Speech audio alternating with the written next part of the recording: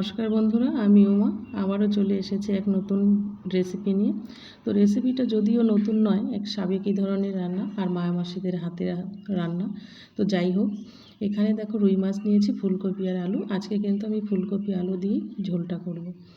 এবার দেখো এখানে মাছের উপরে দিয়ে দিলাম 1 চামচ নুন আর 1 চামচ হলুদ দিয়ে ভালো করে মাছটাকে ম্যারিনেট করে নেব। এবার ম্যারিনেট করে কিছুক্ষণ রেখে দিলে খুব ভালো হবে, তাহলে কি হবে, নুনটা ভালো করে মাছের সঙ্গে মিশে যাবে। এবার কিছু মশলা নিয়েছি, লঙ্কা বাটা, আদা বাটা, জিরে বাটা আর ধনে বাটা। এগুলোকে আমি শিলে পেস্ট করে নিয়েছি। সেই মশলাগুলোই আমি এই রান্নায় ব্যবহার করব। এবার দেখো বলতে বলতে কড়াইতে তেল গরম করে এবার এক এক করে মাছের পিসগুলোকে আমি ভেজে নেব। তো মাছের পিসগুলো যখনই এক পিঠ হয়ে যাবে, মানে দেওয়ার সঙ্গে সঙ্গে নাড়া যাবে না, তাহলে ভেঙে যাবে। আর এক পিঠ হয়ে গেলেই মাছগুলোকে বেশ উল্টে দিলে মাছটা ভালো করে ভাজা হয়ে যাবে। তো মাছ যেহেতু নরম জিনিস, তো এটাকে খুব সাবধানেই উল্টে পাল্টে ভাজতে হবে। আর কাঁচা অবস্থায় মাছটাকে উল্টালে কিন্তু মাছ একেবারেই ভেঙে যাবে। তো যাই হোক, মাছটা আমার শেষে উল্টে দিয়ে ভাজা হয়ে গেল। এবার কড়াইতে যে তেলটা ছিল সেই তেলের মধ্যে আমি কেটে রাখা ফুলকপিগুলোকে ভেজে নিলাম। ভাজা হয়ে গেলে ফুলকপিগুলো তুলে নেব। এবার যে আলুগুলো রয়েছে সেই আলুগুলো আবার ওই তেলেই ভেজে নেব।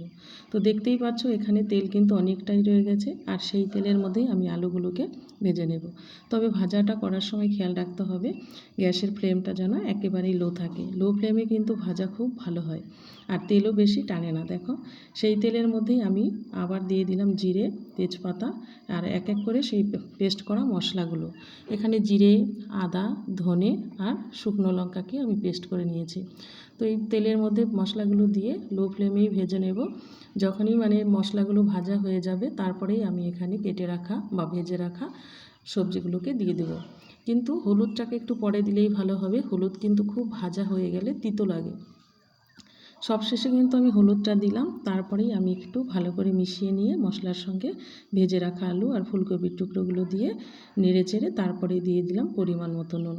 যেই আমার মশলার সঙ্গে সবজিটা কষানো হয়ে গেল, তারপরেই সেখানে গরম জল দিয়ে দিলাম, দিয়ে একটুখানি ঢেকে দিয়ে মোটামুটি 2-3 মিনিট ভেজে রাখা মাছের পিসগুলোকে দিয়ে দেবো। দিয়ে দেওয়ার পরে মাছের পিসগুলোকে বেশ ভালো করে মানে সবজির সঙ্গে ভালো করে মিশতে হবে, ভালো করে ভিজতে হবে। এর জন্য আমি মাছের পিসগুলো দিয়ে আবার কিছুক্ষণ ঢেকে নিলাম। যেহেতু সবজিগুলো আগে থেকেই ভাজা ছিল, সের জন্য সবজিটা কিন্তু বেশিক্ষণ আর সেদ্ধ করার দরকার নেই। এবার দেখো সবশেষে গরম মশলা দিয়ে দিলাম। রান্নাটা আমার হয়ে গেছে। এখন আমি এর মধ্যে দিয়ে দেবো ওপর থেকে কেটে রাখা ধনেপাতা দিয়ে আমি রান্নাটা নামিয়ে দেব। তো আজকে ছিল এইভাবেই রান্না, মানে মাছের ঝোল, রুই মাছের ঝোল। রান্নাটা তোমাদের কেমন লাগলো জানিও।